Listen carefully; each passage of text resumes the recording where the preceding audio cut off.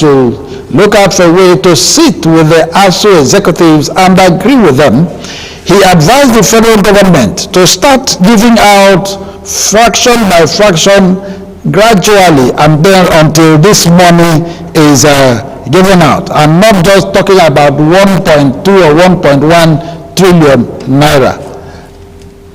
Council. Yes, I think there has been gross failure on the part of the federal government to properly engage the citizenry in the advocacy necessary to resolve this matter. I don't think, and I think we've said so on this program several times, that it's not just about money. I am inclined to believe that ASU is not just asking only for money. That may not be their only demand. And the government is also not just refusing to go and dash to Niger. You could give that money to ASU and continue the negotiation, which is in line with what you reported that the governor of Ebonyi State has advocated. I think that if we can borrow to engage in frivolities like dashing 10 vehicles to neighboring countries, just 10 vehicles, 1.4 billion, I see that as unreasonable and absurd. But if we can borrow to do that, borrow to establish railway line for them, borrow to supply them electricity, borrow to do all kinds of things in and outside the country, borrowing to meet the requirements, at least the basic requirements or demands being made by ASU, so that our children will go back to school. I don't see anything wrong with that. But let us know what they are asking for and why the government is unable to accede to their requests.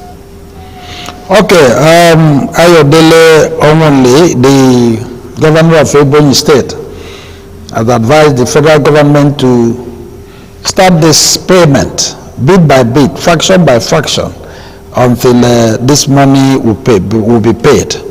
He's not happy that the children are still at home, as our students are still at home.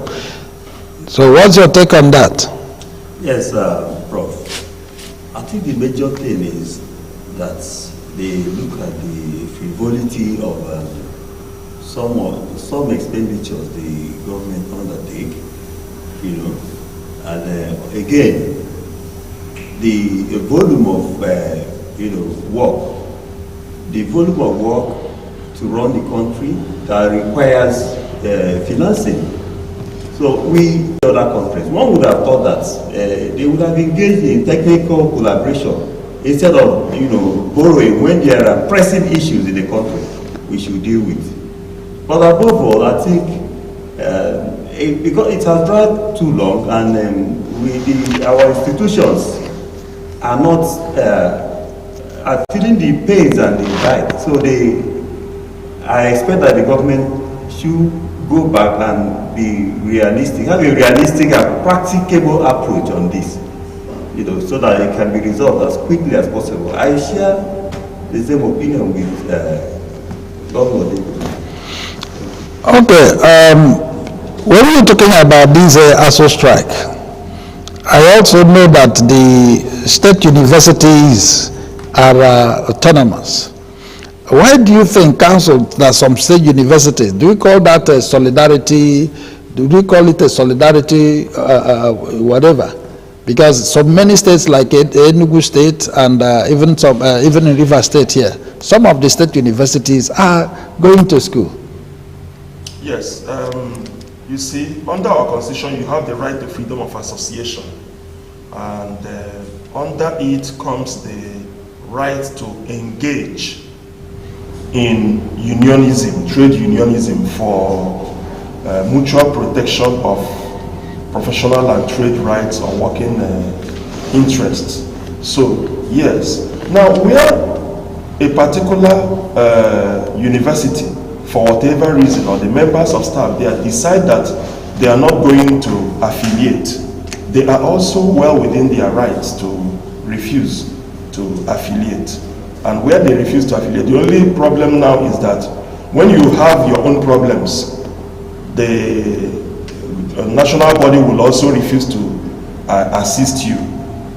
But bear in mind that whatever ASUU is asking for, what knocks the bottom off it is that whenever they agree with the federal government, then you go to phase 2. Indeed, like I've said this before, you cannot blame the state governments for refusing to agree to whatever the federal government agrees upon with the state at the federal level and see it as binding on the states. No. If you want them to be bound by the decision, I've said so before, now is the time to get the states involved. You can do it on regional basis. You can say Southeast, nominate one commissioner for education amongst themselves. There are 5 states in the Southeast.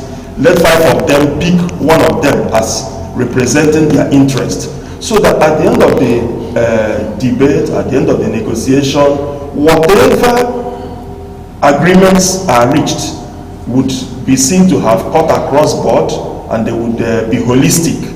Not when you finish at the national level, you descend to the state level, and then everybody goes back again to the trenches. All right.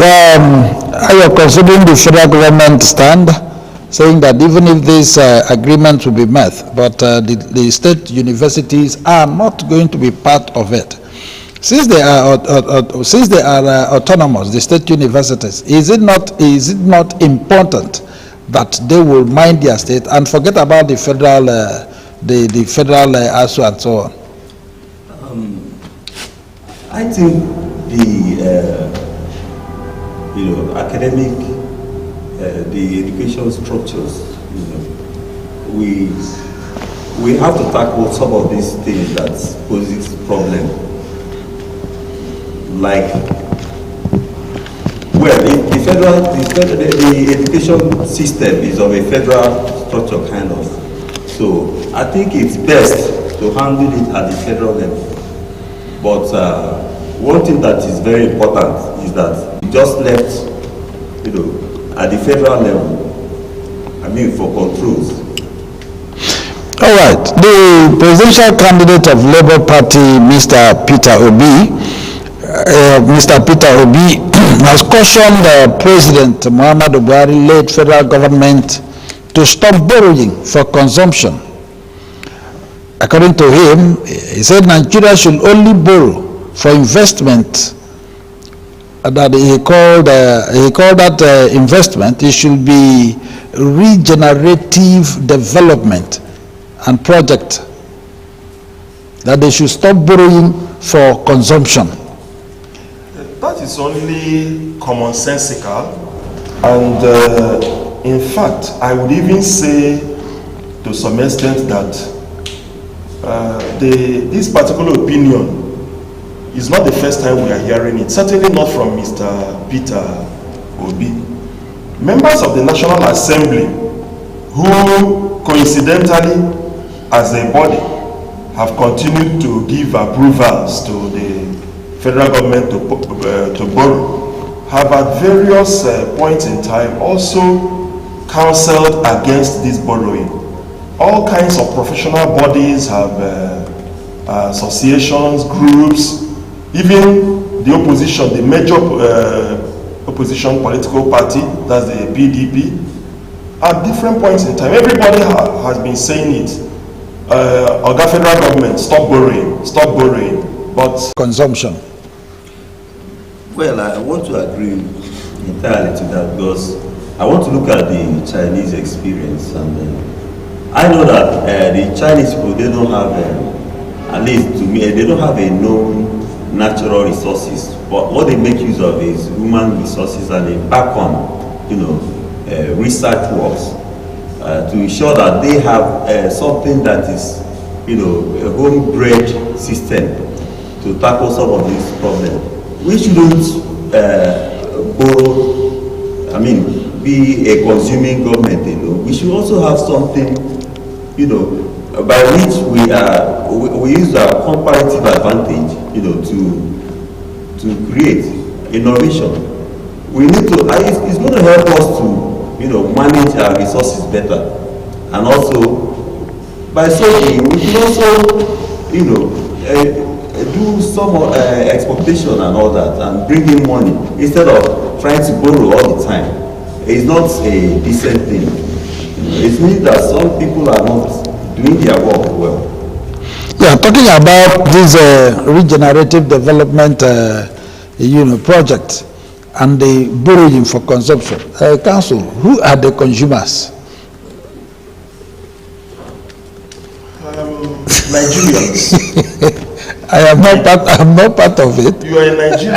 So the loans that have been taken by the government are being left for your children and my children and his children and all our children to pay, insofar as they are Nigerians.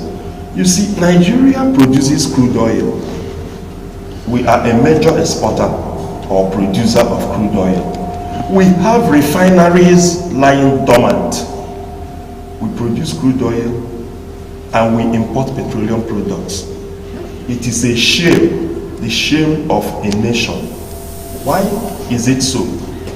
Prior to now, consuming,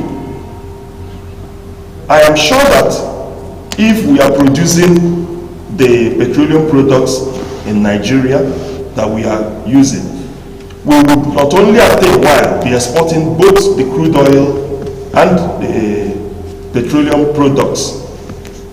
We would have also taken care of our own local consumption needs. You're talking about who the consumers are. Yes, and you continue to borrow, you sell crude oil, and then you collect the money and you use it and import finished product, and sometimes it's not enough, so you add more money and tell us that you are doing a petroleum equalization fund and that you are doing a subsidy and everything. Remember, this administration at inception said there was nothing like subsidy, that it was a scam. However, under this same administration that called it a scam, we've had the highest everything up. All right, I still want to know, because in the layman's terminology, when you talk about consumption, the layman out there and most of our viewers will think when these monies are borrowed, they are shared to Nigerians to do whatever they like with it. That was why I asked the question, who are the consumers? No. You see, most times, truth be told, the loans don't come as physical cash. They come in the form of goods and services. You could now say, I want to pay. Maybe also not physical cash, because that country may not accept your naira, which is fast becoming worthless, honestly, at the exchange rate we are having. But then, since you sell crude oil, that's our major revenue earner. If you were supposed to sell only 50 barrels, I'm just being figurative and giving an example, to them, 50 barrels, you may now need to give up 70 barrels. The usual 50 to take care of other ones and the extra 20 to take care of the 10 vehicles that you are paying for. Okay, Comrade Ayo, talking about borrowing, just like P2B pointed out, asking Nigeria to stop borrowing. Do you think this federal government is also would want to borrow more? Do they have such intentions? Well, from the information, we have on good authority, government has said that they're almost bankrupt, and this government does not look like they have the capacity, to sustain the economy further without borrowing. But the most important thing I must emphasize is that they have to, even if there is need to borrow, they have to be accountable. They have to use it for the purpose for which they set out to acquire those funds. and technical services. So it's very important. The way I see it now, from the information they are giving out, they will still borrow. Okay. Council, in this present administration, sometime a huge amount of money was mentioned that will be used to put a refinery in place, and Nigerians talked about it. A lot of people were very happy about that we are going to have our refineries back, so that most of these expenses and borrowing will stop. Until now, nothing has been heard about that same refinery we're talking about, and nobody knows if that money actually was given out. I stand to be corrected, but I don't know which of the major promises made by the present administration before it came into office that has been or that have been fulfilled. Several promises were made, but it's like all the asked comrade about the propensity of the government to borrow more. You know, this is a government that does not tell you much. They go with body language. So when the elbow comes forward like this, you should understand what it means. And when the elbow goes sideways this way, it's supposed to mean a different thing. And when the elbow goes backward, I wouldn't want to call them gentlemen, but these three human beings are individuals. Yes, they will now come up to explain and tell us depending on which part of his body Mr. President had used to express himself, they will now tell us what it means. So it's more like a pantomime administration. Somebody who has been accused of committing a crime enters into an understanding or agreement with the state that in exchange for the state not going the whole hog of running through a prosecution, the person admits the guilt for a lesser, in exchange for a lesser sentence. Okay. That is what you mean by plea bargaining ordinarily.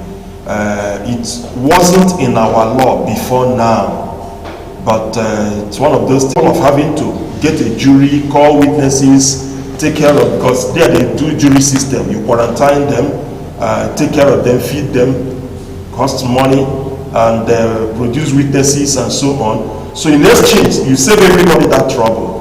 You accept, and then rather than this death sentence, you could go for maybe a term of years of imprisonment. It's not only for capital offenses. Also, a yardstick. He's supposed to live an exemplary life. In getting himself involved in this high level of corruption, what do you think? Firstly, Prof, what he has committed, by way of hierarchy, somebody who is in the service of the government, a representative of the government, if you get into this kind of shoddy deals, firstly, you are the PR image maker of the government.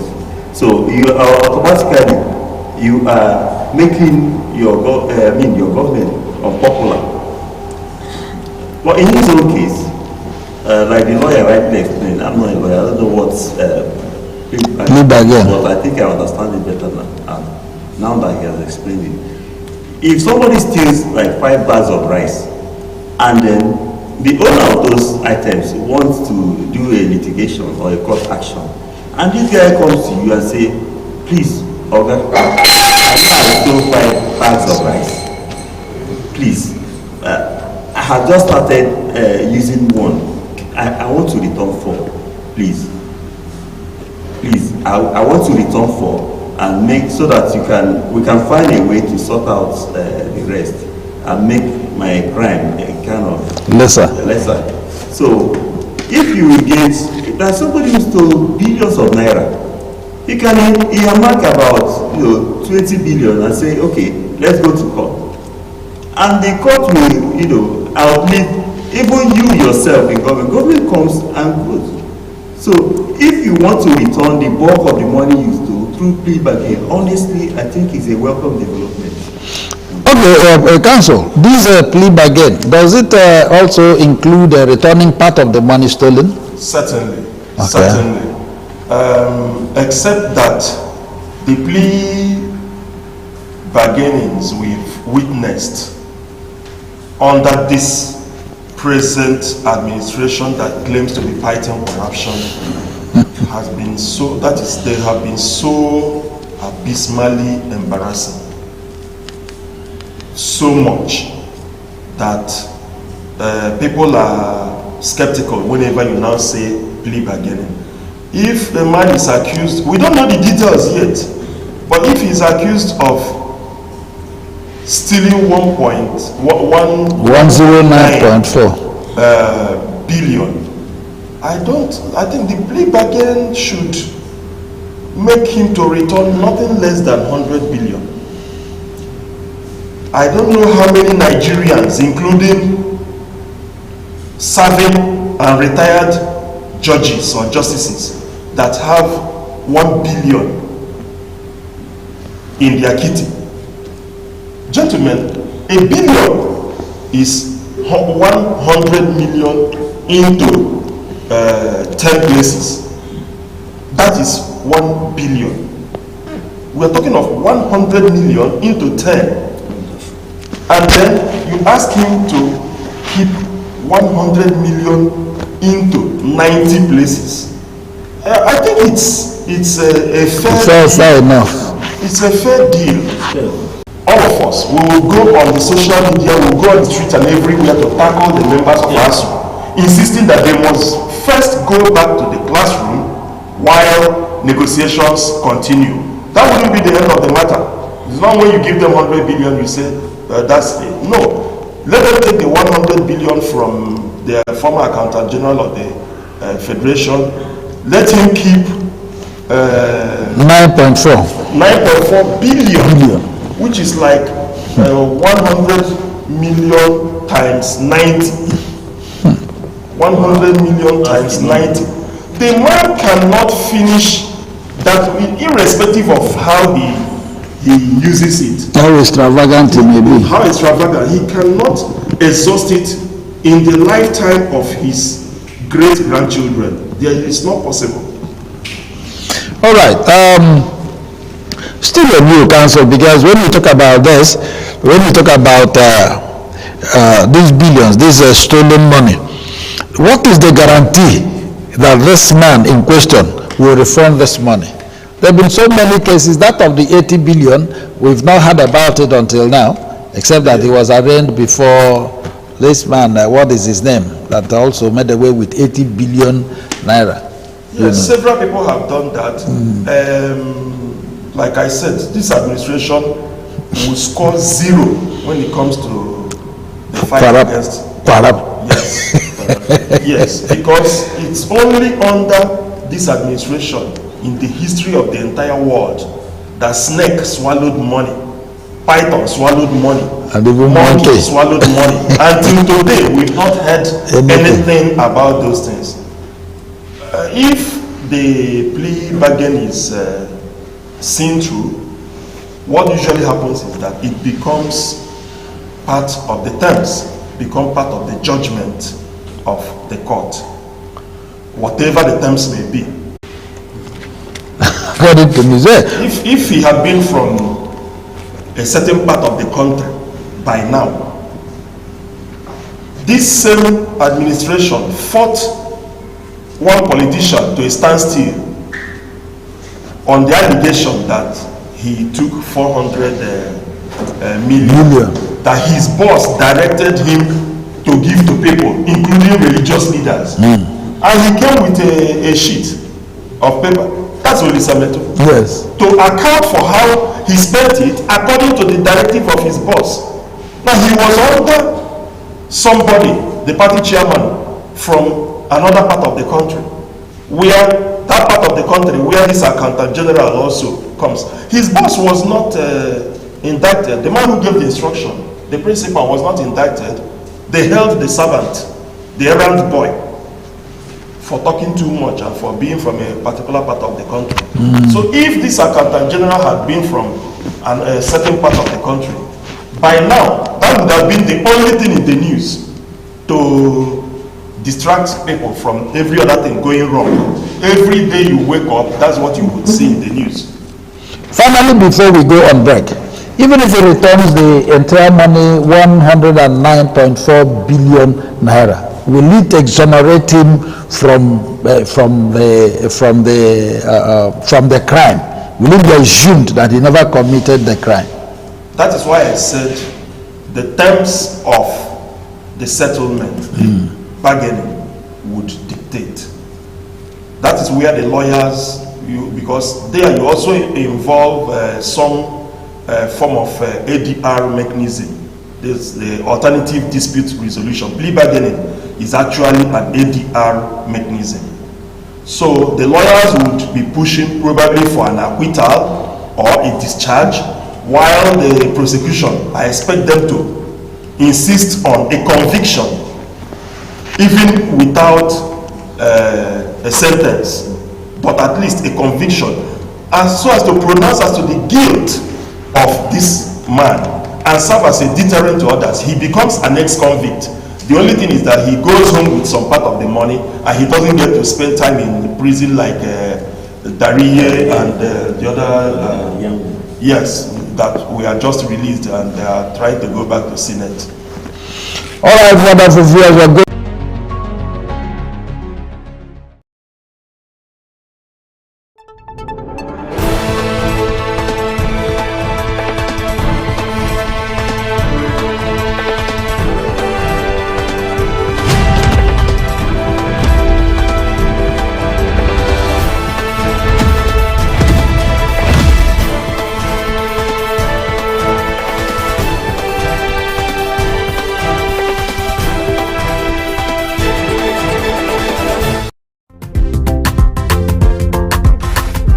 Admission is ongoing at Living TV Film Academy, Aba, Abia State, for candidates wishing to study filmmaking and mass communication for skill certificate training and degree programs, including mandatory NYSC post-degree service. Courses offered are Department of Journalism and Media Studies, Broadcast Journalism, TV Presentation, Photojournalism, Department of Film and Multimedia Studies, Cinematography, Acting, Video Editing, Film Production, Website Designing, Modeling and Makeup, Bead Making, Screenwriting, Theatre Arts, Department of Broadcasting, Script Writing, Journalism, Reporting, Software Programming, Mobile and Web App Development, Audio Production, Graphic Designing, Digital Animation, Special Effects, Social Media Management. Entry qualifications: candidates must possess 5 credits in WASICAM GCE, NAPTEB or equivalents. We have the following technical infrastructure for students' skills acquisition: an art theatre well equipped for modern digital television and radio studios open for hire to the public, an audio suite for music production, soundtracks, sound effects, jingles and voice-over, etc. A 50 feet by 40 feet chroma studio, largest in Africa for special effects, world-class rendering facilities for post-production rendering, animation and cartoon technology, assorted professional cameras, drones, etc. A film village with epic and village houses for theatre arts and epic films making. Our studies are skill-oriented with well-qualified academic and technical teachers. We also admit students on industrial training and internship from other institutions. Professional license will be issued to graduates to practice as professionals by Bollywood, a registered professional organization for filmmakers. Wow, what are you waiting for? Rush now and obtain our admission form with 2,000 naira only at our main campus, number 1400. Signed, Registrar.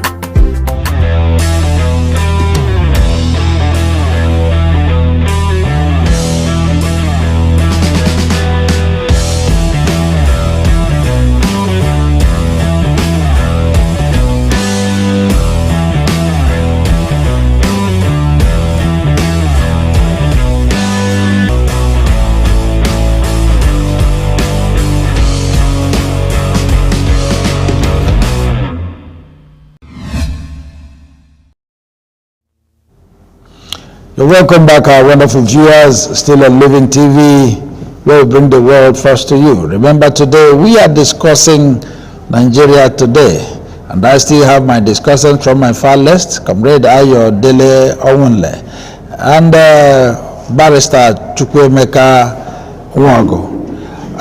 Continuing, Bode George has commented on the crisis rocking PDP, and in his address to the newsmen, he insisted that the national chairman of the PDP, Ayochia Ayu, should step down immediately. He also begged Governor Nyesom Wike of Rivers State. Rule out internal wranglings, but these things leads to a implosion, so that other parties also who are better organized, they look at it and it brings down the name of the party. In the case of PDP, Bode George, being the Southwest leader of the party, he's right in some ways. Well, the party chairman has in fact, it is immediate constituency, so to say, to handle party issues and to ensure that all party members play along, behave in line with the rules according to the party constitution. So all these things, we have seen this in, unabated for quite a while. So it begins to raise the certain questions of, should I say, credibility or capability. If he is not capable of handling these issues, it is not wrong, for party members to begin to ask for his resignation.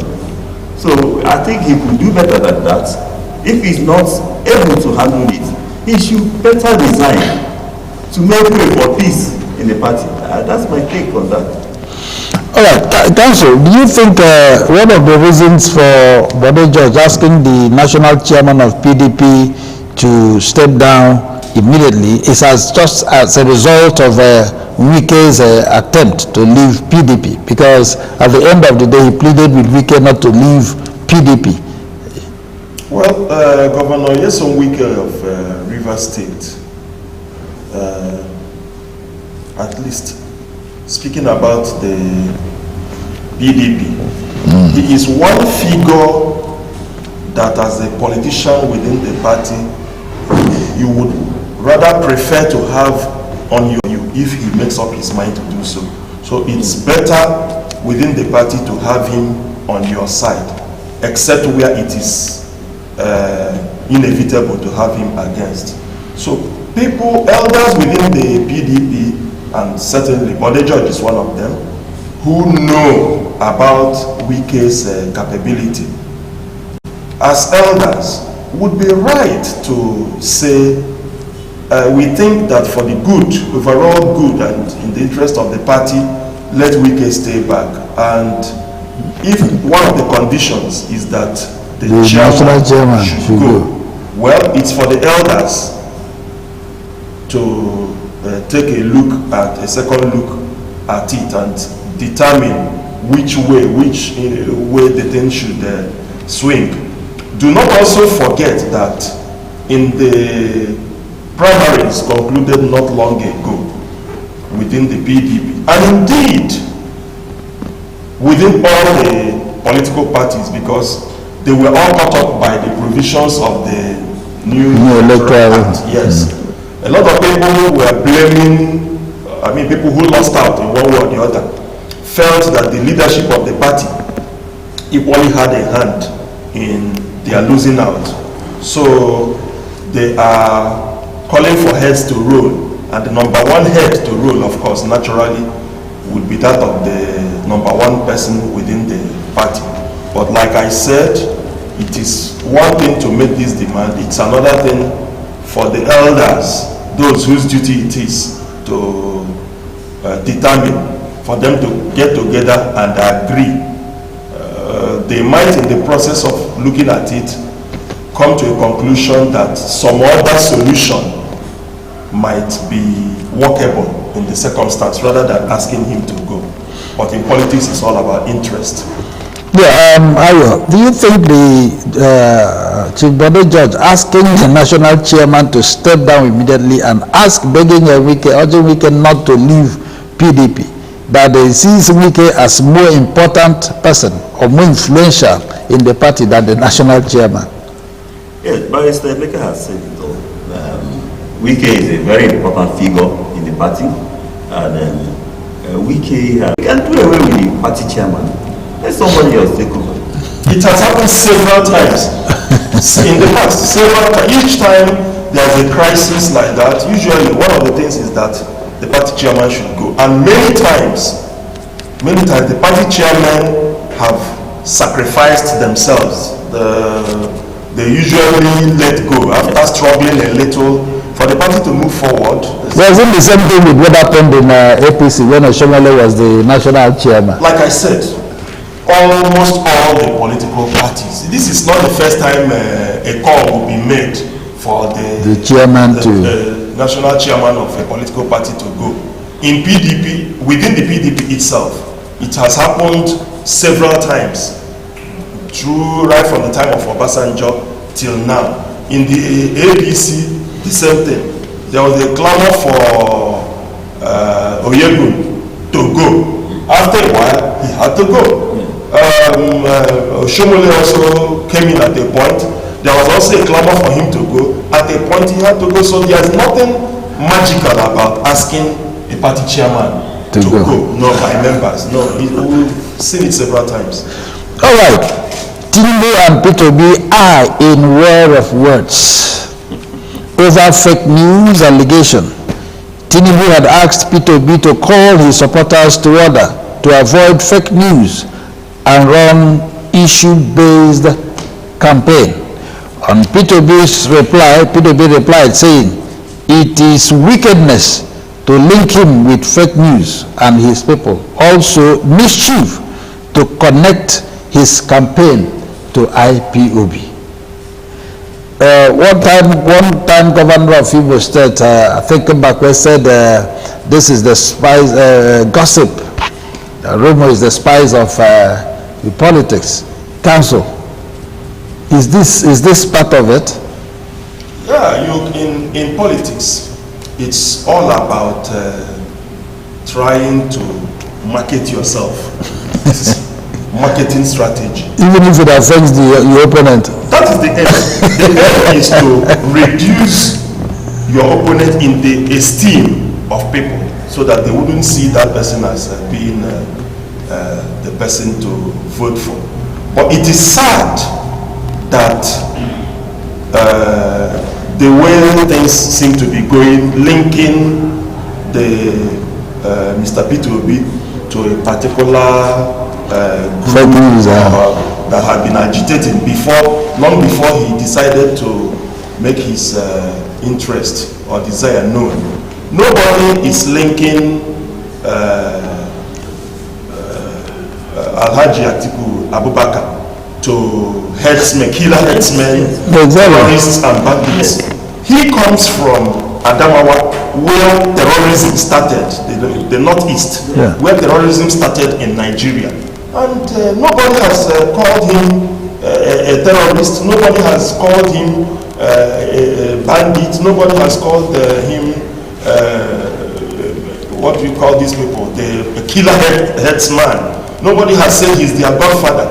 Now, before Tinubu declared his own intention, our brother from the southwest, Sunday Igboho, and the Odua People's Congress and which other one, they were there making their own agitations on behalf of their people. Nobody has bothered now to link Tinubu's presidential aspiration to those agitations. So it is not wise.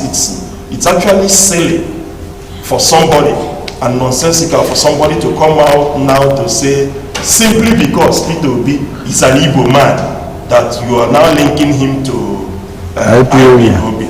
Or myself. That's actually taking political campaign too far and to an illogical extreme. I'm not a member of the Labour Party, but I mean, what is right is right. Let's not, there should be certain boundaries beyond which this ethnicity and tribalism and religion-based propaganda should not be taken across. All right, the fake news is based on a letter purportedly written by the president of Ghana, saying that Tinubu should step down and go and take care of his health and allow P2B, who is a younger person, to run. And that is what they call the fake news, you know. And let me still ask you: is that part of the news? Sorry, was there such a letter, John? It was on the social media, but P2B said they know nothing about that. And then they alleged that is P2B's group that brought in the letter. My take on this is that, you know, we, in fact, it's a disservice to the obedience movement, you know, they say obedient, okay? And, you know, remember, don't forget that we adopted the American pattern of federalism. But we have not seen all the features of the American style of federalism, whereby, you know, they get aspirants to the media, they tell people about their, you know, manifestos, they get to know how they have fared, you know, in the past, so that people can judge, you know, who to vote for, you see. So I think we should apply some restraints, you know. I don't know if it's by law or somehow. There has to be a limitation on not to step on political opponents to face your own agenda, pursue it logically, you know. Don't go about sending fake news to the media and all that.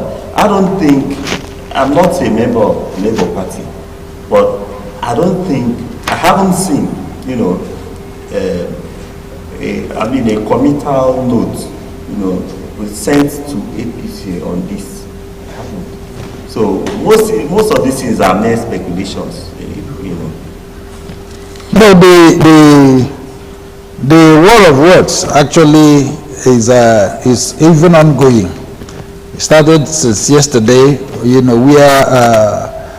P2B said, in fact, he denied all this and said even his people cannot do it.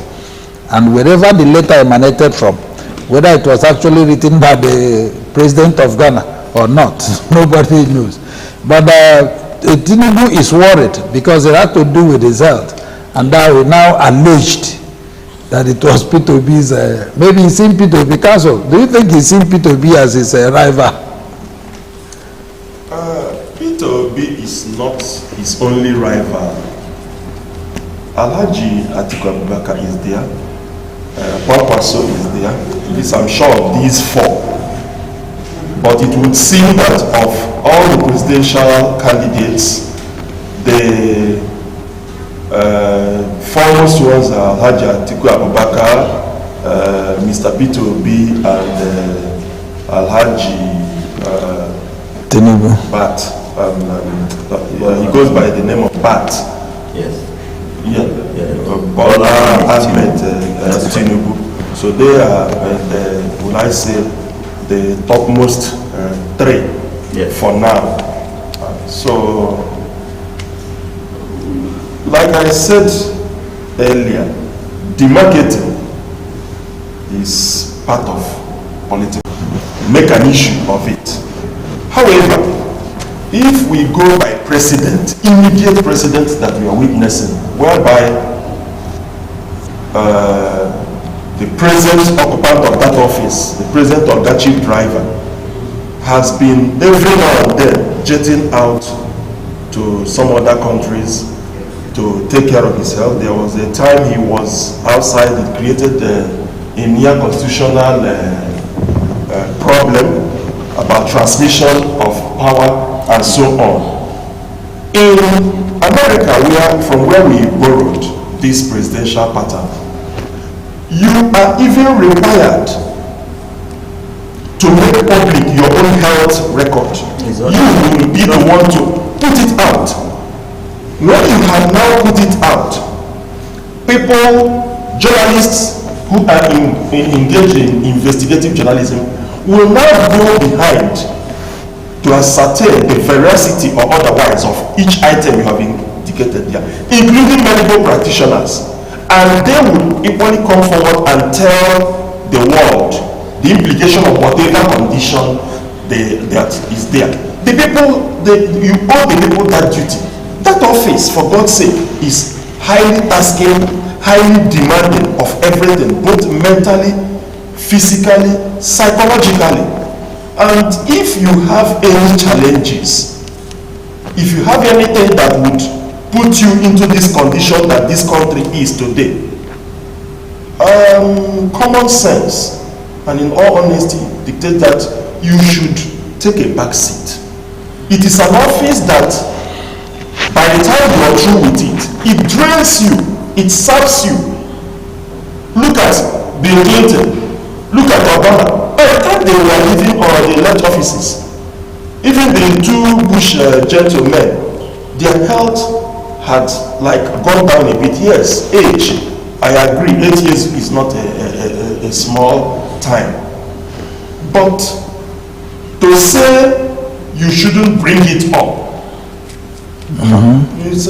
we said that volunteer non-fit injurian. A volunteer cannot be injured.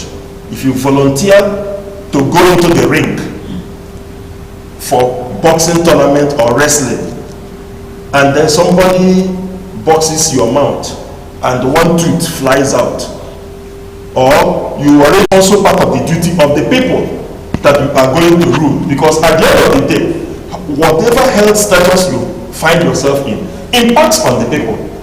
It's their money that you will be using to dash abroad to go for treatment. That's it. It's whenever you have you shake and you are unable to exercise the duties of the office, maybe there are urgent matters placed on your table. They say, Mr. President is indisposed. For the period of indisposition, the thing remains there. Yeah, and if it's something, suffers. yes, the nation suffers. So the nation should not be compelled to become sick because you are sick, and people are not just afraid. People are shy to say that you are Sick. That you are sick. Okay, Ayo, do you think from what the barrister said as he was ending up his speech now, do you think a sick president makes a sick nation? Well, in terms of his primary assignment, there was this issue that came up with Joe Biden. There some school of thought, held this opinion that Joe Biden, his age, and will not make him active president of America. So the age factor is a very important issue. Your health factor is a very important issue. One can be old and healthy. It should be the public because you are serving public. Prof said, one can be old and yet healthy. we agree, provided you are not subjected to certain physically challenging and demanding duties. When you see somebody who says Charlie Boy is 70 going to 71, Yes. and the BAT has told us that he is 69, so aircraft. And people have to stand By your by sides. both sides. Meanwhile, you will be required to go up the aircraft on your own. You get on, it's a tradition. You go up, then you talk and wave to the public. But this one, before going for election, on ground, on level ground, people have to prop you, two by your side and one behind. I don't know. Yes, pushing him and not big. They are not helping the organ. They are not helping him. No, they helping Nigeria. Nobody is mocking him, but for God's sake, the life or the lives, well-being and welfare of a nation of 220 million plus people is at stake. We cannot sacrifice it just because of one person. Let us know the truth. If we know the truth, then we will now take a decision. Is that the type of person we want? President Roosevelt, somebody had made this comparison before. President Roosevelt had a condition that made him confined to the wheelchair. Yes. However, you could see that by his age and health status from here up, he was okay. If you are looking at some of the presidential candidates, or maybe the particular person we are talking about, I'm also trying to be modest while protecting my own interest as a Nigerian. Would you say that it could be discharged when he forgets even the name of his political councillor just said, remember UAC, it's part of their rules of engagement. Before you take a managerial position, my father was there, before he got to the managerial position, they had his medical records. Yes. He doesn't have any heart or any conditions. So because these things are going to stifle, the job you are assigned to do. So I think it's an important issue. Even when I was a state commissioner in Abia State, it was mandatory. Upon appointment, before inauguration, you will go for medicals. The government will designate the hospital to which you would go. Yes. And when the report is ready, it's not given to you. It is sent to the government so that he knows immediately the medical record of the person that he's appointing, because you are going to hold public office. We are now talking about the highest in the land. And you're saying we shouldn't hold him accountable. No, it is our right to know. Okay.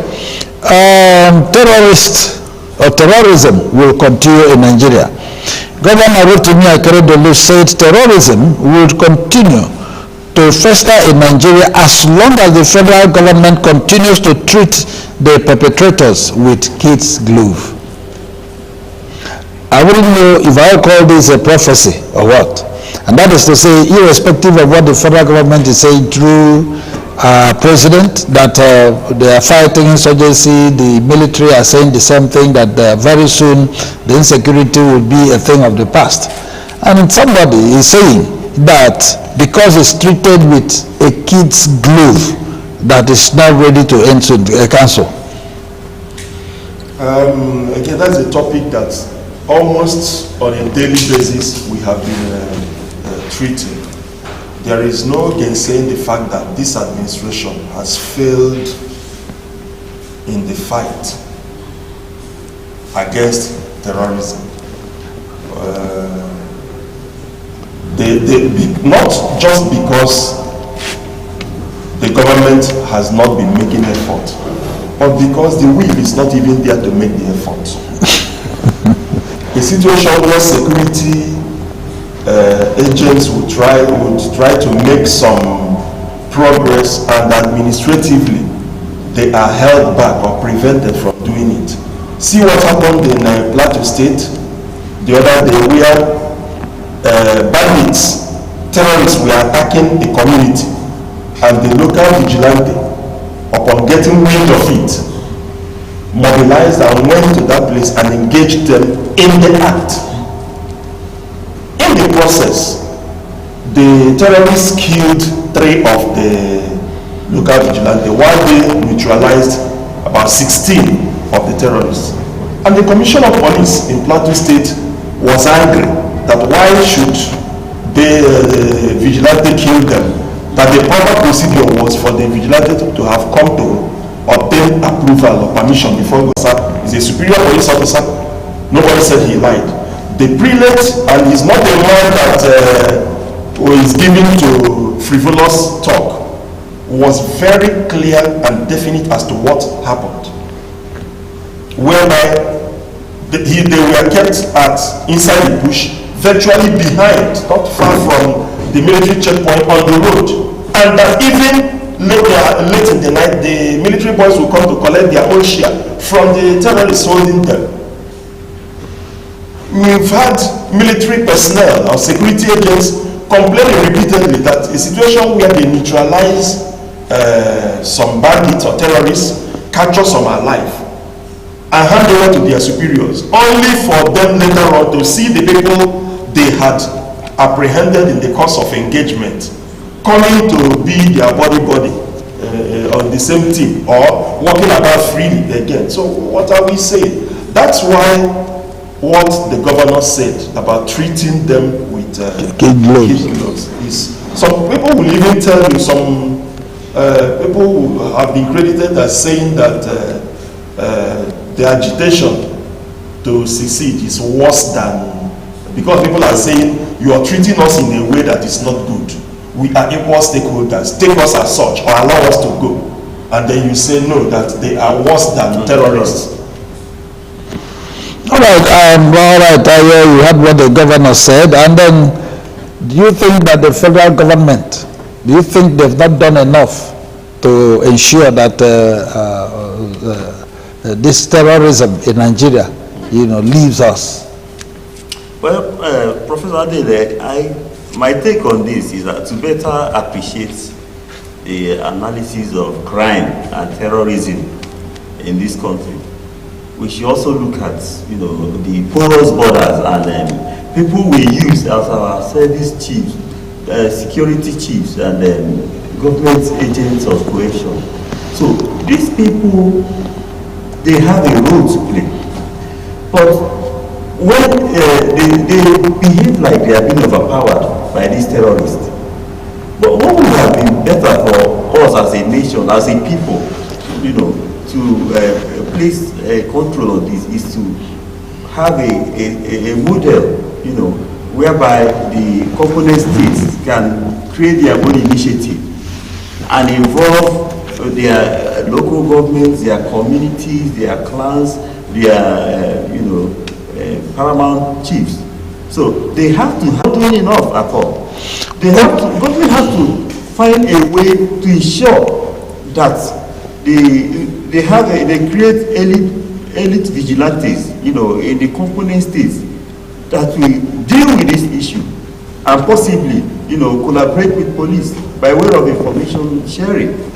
That's my take on all right, Council, considering what happened during the Kuje prison break and the withdrawal of the military men there in less than 24 hours before that attack, and with what Governor Rotimi Akeredolu had said, do you think our Nigerian the soldiers, and nothing has been heard about this, the withdrawal, and what happened to those men, the security men that were there, the officers, the military personnel that were there that were withdrawn? Nobody has said anything about that, even as we speak now. Compare it with what Governor Rotimi Akeredolu said. Do you think the military are overpowered?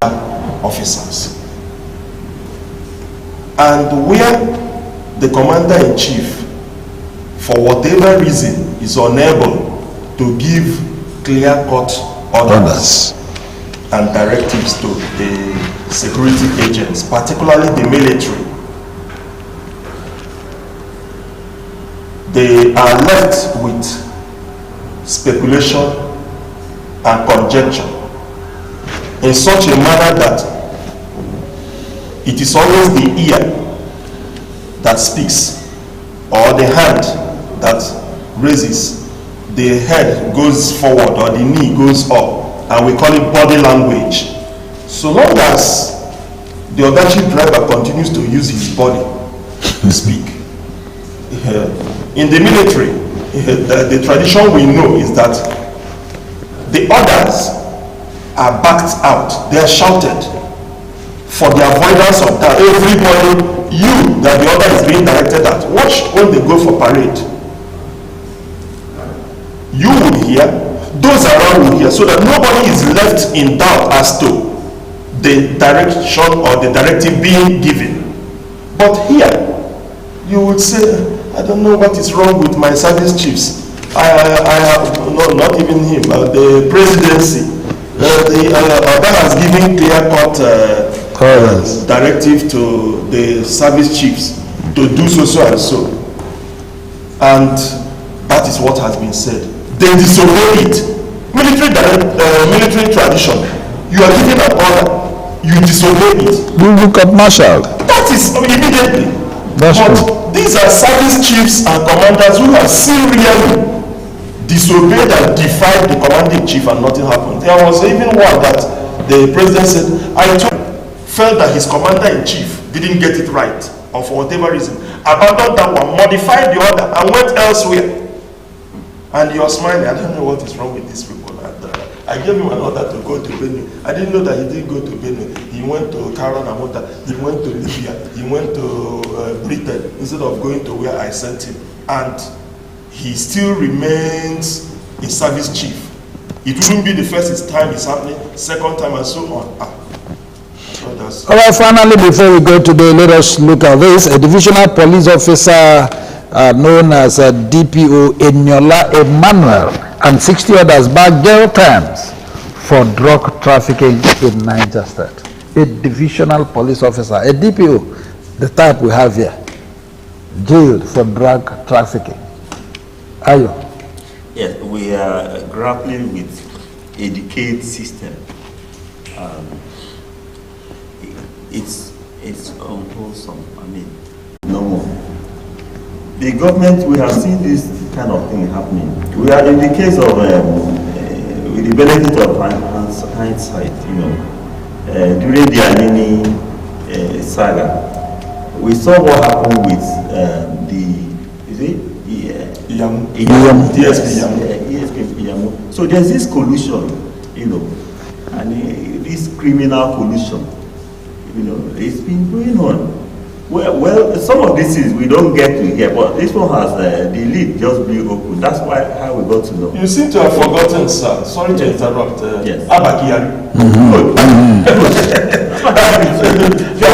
I mean, this thing is a recurring issue. So that means something is wrong with our policing system. I disagree, sir. Yes, Council, as you have decided. Everything is wrong with the nation. The a nation gets the type of police it wants or deserves, the type of teachers, the type of judiciary, the type of press. It's not just, let's not demonize the police just because they are police. Yes, many of their members are horrible. We agree. They engage in all kinds of things. We agree. But then look at society as a whole. The police, they are a part of society. Yeah, while you're saying that, I want to ask, do you think it should be the same punishment that is given out to ordinary citizens? That should be to those who are really supposed to be in charge? There should be more. I expect that he would have gone through disciplinary procedures or proceedings, departmental, whereby he will be cashiered or, actually dismissed from the force, so that in addition to whatever punitive measure the court would impose, he will also lose his retirement benefits, and he properly becomes an ex-convict, so that he doesn't find himself subsequently in a position, either appointive or elective, whereby he will infect the rest of society using his office. Yeah, the council has said it's not just about the Nigerian police. The system, the system generally is bad. The system generally from the top. From top to bottom. That the system is generally bad. But come to think about that, look at the Nigerian police. These are the only people that is supposed to be very close to us. The army should be in the bush, in our borders, and then the Air Force should be in the air, while the Navy should live in the water. It's only the police that we are supposed to stay. And when this police is this bad, what do we do? Well, it boils down to the question of good public relations. We can do without the police system, because they help us. They are the government agents of coercion. They try to help so that people don't overstep their bounds, to create a likelihood, of protection on, so that citizens will not be abused. But they should undergo a serious moral training, and the police, they should know the caliber of people they bring into the police force. They should improve their remuneration if it's if it's so bad, on account of the alien economy. So they have to look back and review their salary, whatever it is that makes police have this criminal capability. They have to go back and look at how to, tackle those issues. They should look at their housing and anything else that will help them do this job. Council, do you think salary or maybe whatever remuneration they are placed on is part of the rubbish? Once it is 3, 4, 5 now, just in our office here, irrespective of the fact that they know that this is a media house, you see them. Yes, I see them. Salary is part of it, but it is not only salary. You see, you must not lose sight of the colonial mentality, the basis on which the present police force was established. They were established more like a coercive instrument of state against the people. That psyche has remained till today. The police see themselves as, now we be government, the people are there. The government, whosoever is fortunate enough to find himself in government, now uses the police against the rest of society. That mentality has to be changed. When we change that mentality, the issue of salary equally has to be addressed, because if the police officer finds himself in a position where his salary is 100,000 per month and his needs for whatever reason are up to 300,000, you now need to look at how he came about the need in terms of, I just said it, housing, feeding, most importantly his family also. We have police schools, but the children attending those schools, are they all children of police officers? No. Children of the elite in society and things like that. It is not only the police that would need rehabilitation. You and I, as citizens, would also need rehabilitation, so that we jettison from our minds this idea of imesomenege police. I will give you police just to show you that I am more than you. We equally have to find ourselves living those levels of mental, mental residence. We've taken up residences at those levels mentally.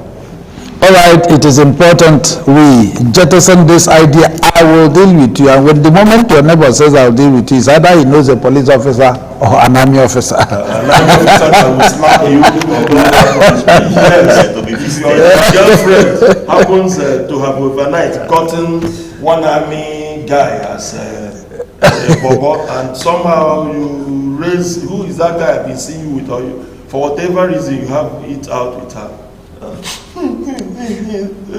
This one slapped me, and the army guy comes, you're finished.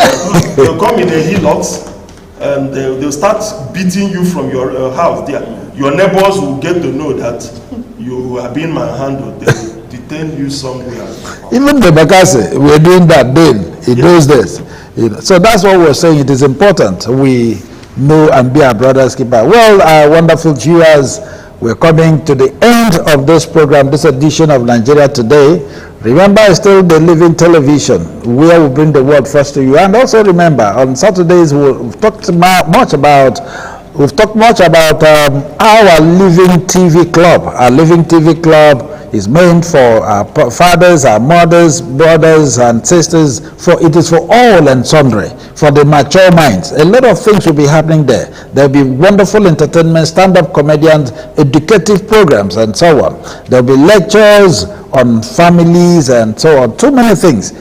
It will be something else. So it's better you come to our office at number 1 George Street, opposite Eziama Police Station by Ekotebene Road, and then find out, pick your own form and become a member of the Living TV Club. You will never regret this. Having said this, we are coming to the end of this program. From my far left is Ayodele Onwonle. Ayodele Onwonle, like I said, is the immediate past the Vice Chairman of Abia State of Ohadeze Ndibo, and also a public affairs analyst and a journalist. Ayo, thank you for coming and being part of this program. Thank you, sir. And also Barrister Chukwuemeka Nwogu. Barrister Chukwuemeka Nwogu is also the immediate past commissioner of public complaints, and also a practicing lawyer and a security consultant. Barrister, thank you for being part of this program. Thank you. And this is UN Command signing off. Chidedum Adiele. Remember, Living TV, we will be back again tomorrow. Keep watching Living TV.